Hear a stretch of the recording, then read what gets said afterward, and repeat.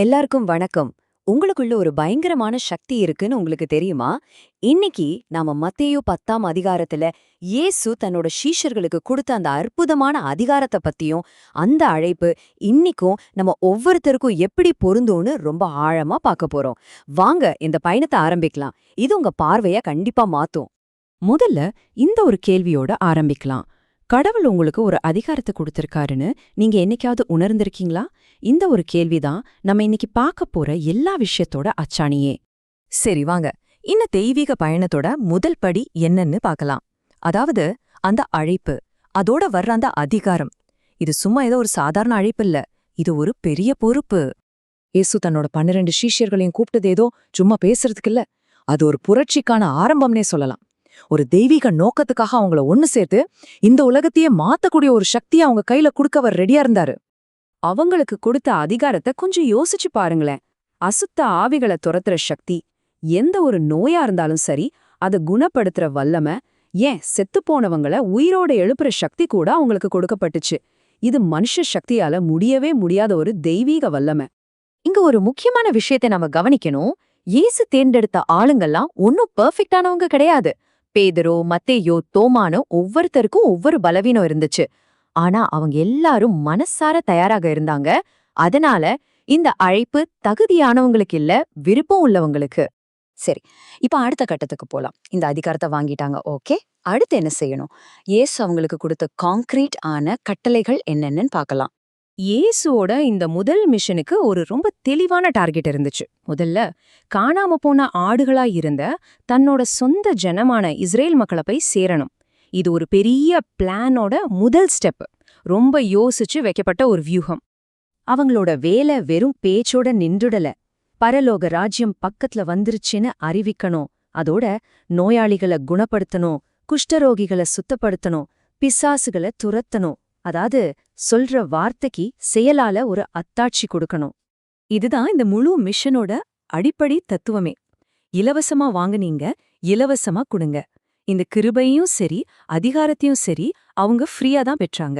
அதனால அத மத்தவங்களுக்கும் அவங்க ஃப்ரீயா தான் கொடுக்கணும். சுயநலம்ங்கிற பேச்சுக்கே இங்க இடம் கிடையாது. இயேசு அவங்களுக்கு ஒரு ரொம்ப முக்கியமான பாடத்தை சொல்லி கொடுத்தாரு. அதாவது யாத்திரை பண்ணும்போது பணமோ எக்ஸ்ட்ரா துணியோ எடுத்துட்டு போகாதீங்கன்னு சொன்னாரு. ஏன்னா அவங்க செய்யற வேலையோட முக்கியத்துவத்தால அவங்களோட தேவைகள் கண்டிப்பா சந்திக்கப்படுங்கிற நம்பிக்கையோட போகணும். இது அவங்களோட விசுவாசத்துக்கு வைக்கப்பட்ட ஒரு பெரிய டெஸ்ட். அப்போ விசுவாசத்தை மட்டுமே தங்களோட ஒரே சொத்தா எடுத்துக்கிட்டு அவங்க புறப்பட்டாங்க. ஆனா அந்த விசுவாசம் ரொம்ப கடுமையான வழியில சோதிக்கப்பட போகுது. இயேசு இந்த வேலையோட கஷ்டங்களை எப்பவுமே மறைச்சு பேசல. இந்த வார்த்தைகளோட ஆழத்தை கொஞ்சம் கவனிங்க. நான் உங்கள ஓநாய்களுக்கு நடுவுல ஆடுகளா அனுப்புறேன். அவங்க எவ்வளோ ஒரு ஆபத்தான ஒரு பலவீனமான சூழ்நிலைய சந்திக்க போறாங்கன்னு இயேசு ரொம்ப வெளிப்படையா சொல்றாரு. இது ஒரு பயங்கரமான எச்சரிக்கை. இந்த மாதிரி சவால்களை சமாளிக்க அவங்களுக்கு 2 விதமான குணம் தேவைப்பட்டுச்சு. பாம்புகளை போல ரொம்ப புத்திசாலியா உஷாரா இருக்கணும். அதே சமயத்துல புறாக்களை போல மனசுலயும் சரி செயல்லயும் சரி ரொம்ப சுத்தமாவும் கப்படம் இல்லாமலும் இருக்கணும். பாத்தீங்களா எவ்வளோ ஒரு பேலன்ஸ்? இயேசு உண்மைய பூசி மெழுகவே இல்ல. நீங்க துன்புறுத்தப்படுவீங்க, உங்களுக்கு ரொம்ப நெருக்கமானவங்களே உங்களை காட்டி கொடுப்பாங்க, ஏன் உங்க சொந்த குடும்பத்தில இருந்தே எதிர்ப்பு வரும்னு முகத்துக்கு நேரா சொன்னாரு. இதுதான் அவங்க சந்திக்க போற நிஜம். ஆனா இவ்ளோ பயங்கரமான எச்சரிக்கைகளுக்கு நடுவுலயும் இயேசு ஒரு நம்பிக்கைய கொடுக்கறாரு. ஒரு வாக்குறுதி. என்னதான் சோதனைகள் வந்தாலும் கடைசி வரைக்கும் உறுதியா நிக்கிறவங்க தான் காப்பாற்றப்படுவாங்க. இது பொறுமையா இருக்கிறதுக்கு ஒரு அழைப்பு மட்டும் இல்ல, ஜெயிக்கிறதுக்கான ஒரு கேரண்டியும் கூட. இந்த கஷ்டமான பாதைலாம் அவங்கள தனியா விட்டுடல. இப்போ கடவுள் கொடுத்த அந்த உறுதியான வாக்குறுதியையும் ஆதரவையும் பத்தி பார்க்கலாம். இதுதான் இந்த முழு பயணத்துக்கும் அசைக்க முடியாத ஒரு ஃபவுண்டேஷன். இது ரொம்ப ஆழமான ஒரு வாக்குறுதி. இக்கட்டான சூழ்நிலையில பெரிய அதிகாரிகள் முன்னாடி நிக்கும்போது என்ன பேசுறதுன்னு நீங்க கவலைப்படவே வேண்டாம். சரியான நேரத்துல பரிசுத்த ஆவியானவரே உங்க மூலமா பேசுவாருன்னு சொல்றாரு.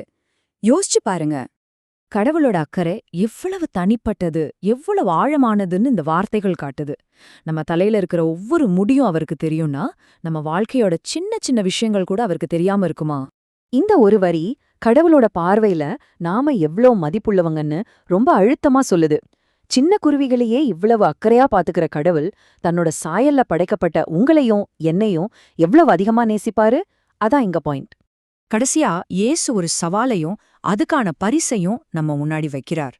மனுஷங்க முன்னாடி தைரியமா என்ன ஏத்துக்கிட்டா நானும் பரலோகத்துல உங்களை ஏத்துக்குவேன்னு சொல்றாரு. இது நம்ம விசுவாசத்தை வெளிப்படையா காட்டவும் முழுசா அர்ப்பணிக்கவும் ஒரு அழைப்பு. அப்போ இந்த முழு விளக்கத்திலிருந்தும் இன்னைக்கு நாம எடுத்துக்க வேண்டிய முக்கியமான விஷயம் என்னன்னா, நீங்களும் அழைக்கப்பட்டிருக்கீங்க, உங்களுக்கும் அதிகாரம் கொடுக்கப்பட்டிருக்கு, எல்லாத்துக்கும் மேல கடவுள் உங்க கூட இருக்கறதால நீங்க பயப்படவே தேவையில்ல. இந்த பேச்சோட இறுதியில உங்களுக்கான ஒரு கேள்வி. இந்த அழைப்பு, இந்த அதிகாரம், இந்த வாக்குறுதி, இது எல்லாத்தையும் புரிஞ்சுக்கிட்டு இயேசுவுக்காக வாழ நீங்க தயாரா? இத பத்தி கொஞ்சம் யோசிச்சு பாருங்க.